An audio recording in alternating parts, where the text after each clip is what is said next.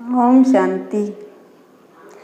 आज 29/6/2023 प्रातः मुरली। ओम शांति। बाप दादा मधुबन। आज प्यारे प्यारे मीठे मीठे बाबा ने कहा, मीठे बच्चे ईश्वरीय बचपन को भूल ऊंचे ते ऊंचा वर्षा गंवा नहीं देना। बाबा कहते हैं कि मीठे बच्चे ईश्वरीय बचपन को भूल ऊंचे ते ऊंच वर्षा गंवा नहीं देना। यानी फूल पास होंगे तो सूर्यवंशी घराने में राज्य मिलेगा। बाबा कहते हैं फूल पास होंगे तो सूर्यवंशी राजघराने में पद मिलेगा।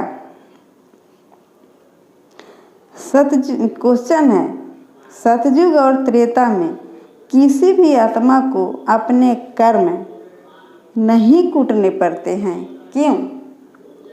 उत्तर है क्योंकि सतयुग त्रेता जो भी आत्माएं आती हैं वह संगम की प्रारब्ध भोगती हैं।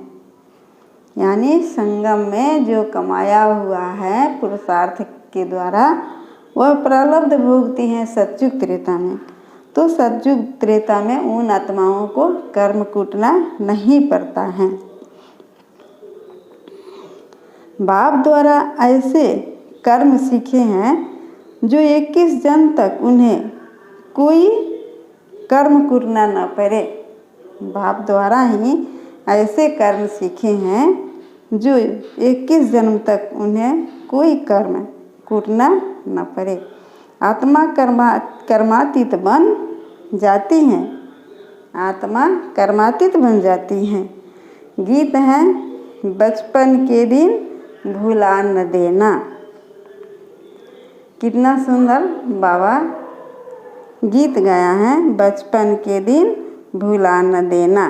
बाबा अपने बच्चों को समझाते हैं, बच्चे बचपन के दिन भुला न देना।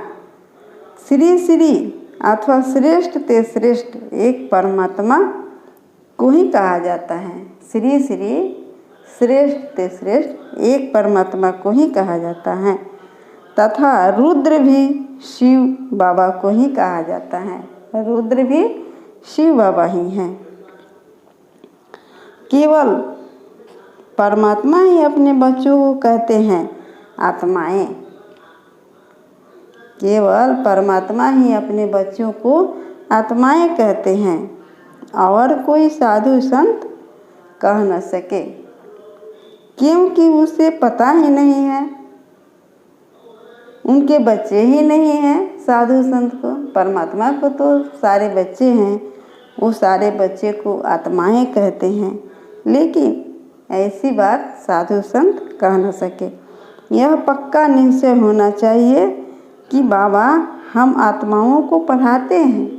बच्चों में यह पक्का निश्चय होना चाहिए कि बाबा हम आत्माओं को पढ़ाते हैं और आत्मा ही एक शरीर छोड़ दूसरा शरीर लेती हैं। अपने साथ संस्कार लेकर जाती हैं। बाबा कहते हैं कि आत्मा ही एक शरीर छोड़ दूसरा शरीर लेती हैं। शरीर तो कहीं लेकर नहीं जाएगी, केवल संस्कार लेकर ही जाती हैं। तो नाम रूप देश काल महा का नाम रूप देश काल सब बदल जाता है। यानी एक शरीर छोड़ दूसरे शरीर में जब जाती हैं तो कहाँ का कहाँ चली जाती हैं पता ही नहीं रहता है। तो वहाँ नाम रूप देश काल सब कुछ बदल जाता है। सतयुग में सब कुछ नया प्राप्त होता है। अब आत्माएं 84 जन्म पूरा कर फिर सतयुग में जाएगी।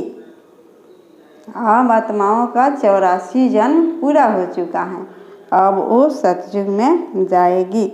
सूर्यवंशी घराने में फिर जन्म लेते लेते सतयुग त्रेता द्वापर और कलयुग में आ जाएगी। कहने का मतलब कि अब सूर्यवंशी घराने में आत्माएं जाएगी और फिर जन्म मरण के चक्कर में जन्म मरण लेते मरते ना, वो फिर कलयुग में आ गए। द्वापर यानी सतयुग त्रेता द्वापर और कलयुग में आ गए, यानी 5000 वर्ष की यात्रा को पूरी कर लिए। यह ईश्वर की पाठशाला है। यह ईश्वर की पाठशाला है। भगवान आकर यहाँ पढ़ाते हैं। यानी कल्प जब पूरा हो गया तो भगवान फिर धरा पर आकर और पढ़ाते हैं। और पढ़ाते हैं किस लिए? तो फिर से राजाई देने के लिए, यानी स्वर्ग की बादशाही देने के लिए फिर से आकर पढ़ाते हैं। यानी एक कल्प कल्प रिपीट होता रहता है। Nothing new. बाबा कहते हैं कि नथिंग न्यू। मैं हर कल्प के अंत में आता हूँ और अपने बच्चों को पढ़ाता हूँ, पढ़ाकर फिर उस अनुसार सतयुग में ले जाता हूँ, स्वर्ग की रजाई देता हूँ। तो भगवान उवाच, भगवान कहते हैं ब्रह्मा तन में आने के कारण ब्रह्मा तुम्हारी बड़ी माँ हो गई। बाबा कहते हैं कि ब्रह्मा तन का आधार लेने के कारण ब्रह्मा तुम्हारी बड़ी माँ हो गई। अब जगत अम्बा सरस्वती ब्रह्मा की बेटी हुई। जगत अम्बा सरस्वती जो है ब्रह्मा की बेटी हुई। वर्षा जो है ब्रह्मा से नहीं मिलता, परमपिता परमात्मा शिव से मिलता है। सरस्वती जो ब्रह्मा की बेटी हो गई, उन्हीं को जगत अम्बा कहते हैं। उनको निमित्त बनाया गया था जग को संभालने के लिए। एक माँ के रूप में जगत को संभालने के लिए माँ चाहिए, इसलिए जगत अम्बा को निमित्त बनाया गया था। लेकिन असल में ब्रह्मा के तन का आधार लेने के कारण, यानी शिव बाबा को अपना आधार बनाने के कारण वो हमारी बड़ी माँ हो गई। अब देखिए, वर्षा जो है ब्रह्मा से नहीं मिलता है, परम पिता शिव से मिलता है।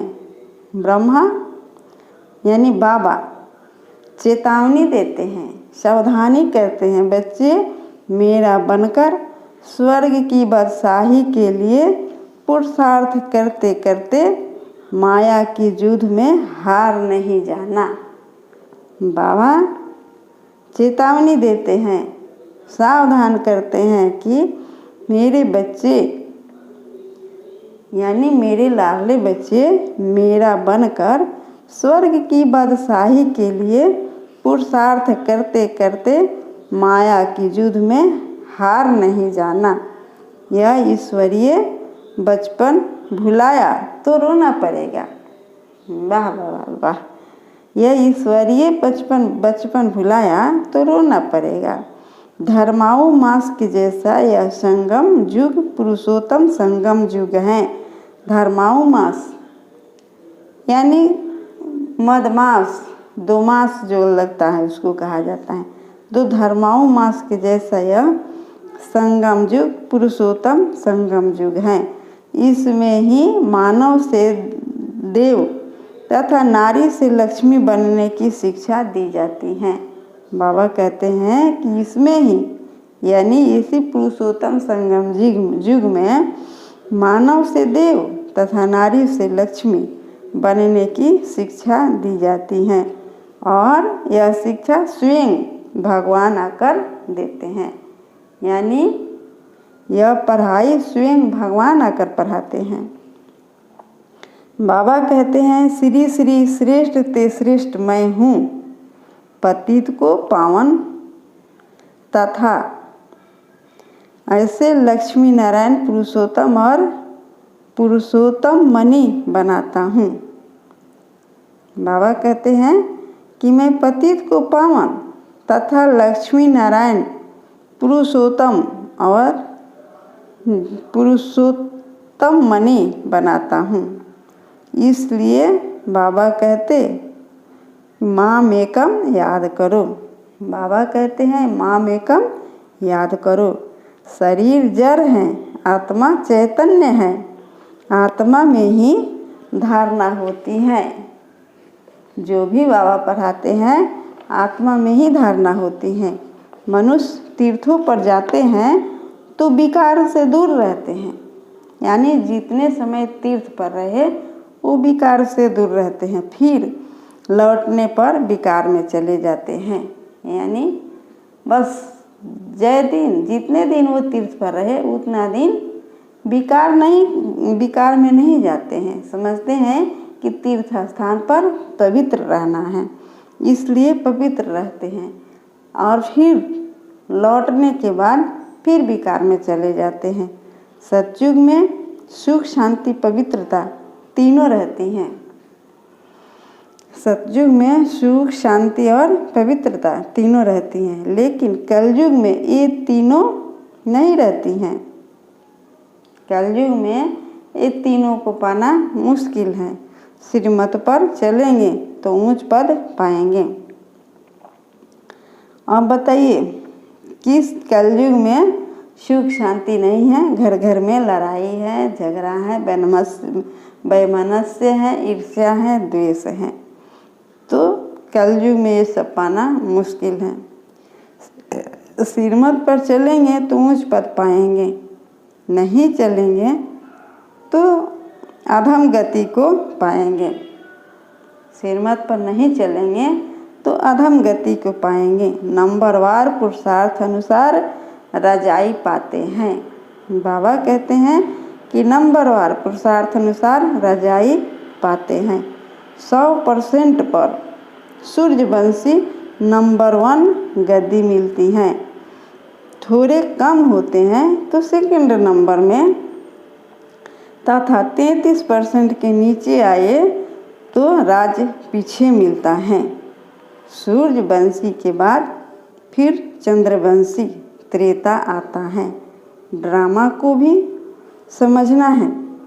बाबा कहते हैं कि ड्रामा को भी समझना है। धीरे धीरे उतरती कला में आने लगते हैं, यानी धीरे धीरे उतरती कला में आने लगते हैं। गोल्डन, सिल्वर, कॉपर में आने से आत्मा में खाद पड़ जाती हैं और आत्मा की ज्योत मुझने लगती हैं, यानी बुझने लगती हैं। फिर बाप आकर पत्थर से पारस बनाते हैं और कहते हैं हे आत्माएं, चलते फिरते कोई भी कार्य करते बाप को याद करो। 8 घंटा पांडव गवर्नमेंट की मदद करनी है। बाबा कहते हैं कि 8 घंटा पांडव गवर्नमेंट की मदद करनी है। यह परमात्मा के पास जाने की रूहानी यात्रा है। यह परमात्मा के पास जाने की रूहानी यात्रा है। इसी यात्रा से तुम्हें स्वर्ग की बादशाही मिलती है। बाबा कहते हैं कि इसी रूहानी यात्रा से तुम्हें स्वर्ग की बादशाही मिलती है।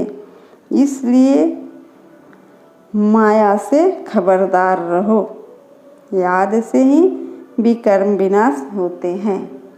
बाबा कहते हैं कि याद से ही विकर्म विनाश होते हैं। माया घड़ी घड़ी भुला देती हैं।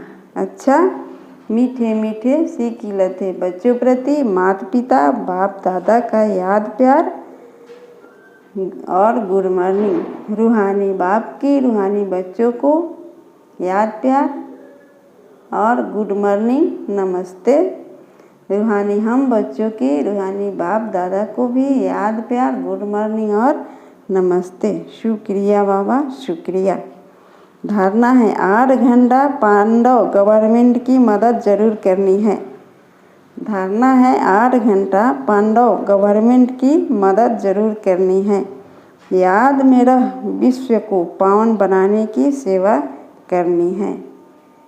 याद में रह विश्व को पावन बनाने की सेवा करनी है। कभी कोई उल्टा कर्म करके सतगुरु की निंदा नहीं करानी है। बाबा कहते हैं कभी कोई उल्टा कर्म करके सतगुरु की निंदा नहीं करानी है। अब मामा बाबा जैसा नंबर 2 है, मामा बाबा जैसा पुरुषार्थ कर सूर्यवंशी रजाई लेनी है। मामा बाबा जैसा पुरुषार्थ कर सूर्यवंशी रजाई लेनी है। वरदान है दिव्य बुद्धि के वाहन द्वारा तीनों लोकों की सैर करने वाले ज्ञान स्वरूप विद्यापति भव। दिव्य बुद्धि, बाबा आज कितना सुंदर वरदान दिए। दिव्य बुद्धि के वाहन द्वारा तीनों लोकों की सैर करने वाले ज्ञान स्वरूप विद्यापति भव। विस्तार है दिव्य बुद्धि अर्थात होली हंस बुद्धि।